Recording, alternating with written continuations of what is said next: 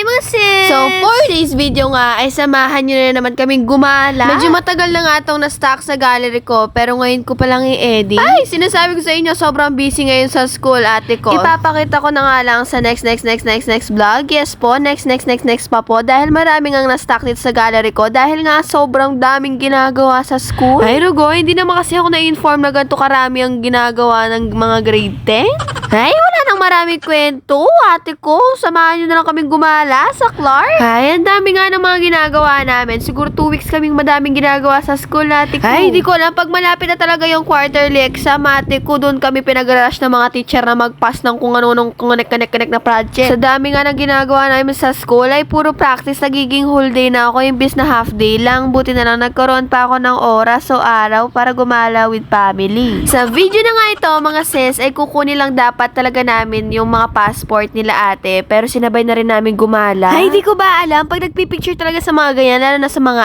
ID, mga ganyan, nag-iiba yung mga itsura nila ate. Ay, Rugo, tawang-tawa kami sa mga itsura nila. Pagkatapos nga nito, yung bata nagpapabili lang tinapay, nagugutom daw. Ay, ako pala yun.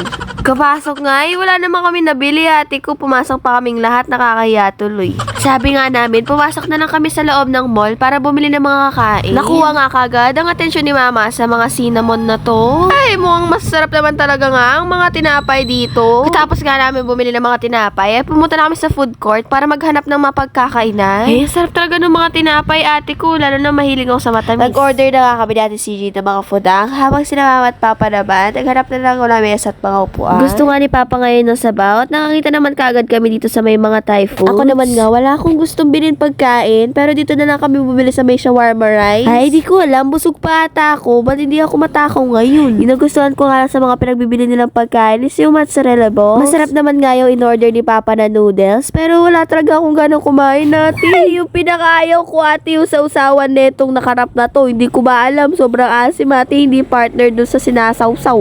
Pagkatapos nga na, lumabas naman kami ng Clark para pumunta doon sa parang park na sa mga Tamuat. May malaking open area nga dito, kaya gusto namin mag-badminton. Ayan lang nangyari, ate ko. Wee! Pumata. Wee! Wee! Ay, sumuko na nga lang ako mag-badminton ate. Umupo na lang ako habang sila ate nagpipicture. Padilim na rin nga, kaya umalis na rin kami. Nakakita nga kami ng coffee shop, kaya nag-coffee muna kami. Ay, sorry, kape-kape lang. Uy, yan si Papa, nagpa-video siya. Video ko daw siya habang paakyat. Ay, nakita nga namin to, hungry neighbor. Sabi na Papa ko, marami pala kanuring kapitbahay mo. Serious. Ay, pumunta pa talaga kami ng coffee shop para magtambay. Hindi naman kami bibili.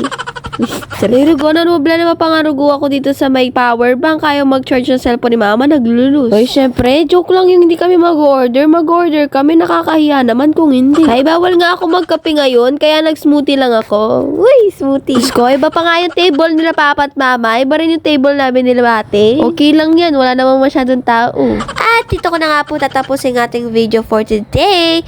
Bye!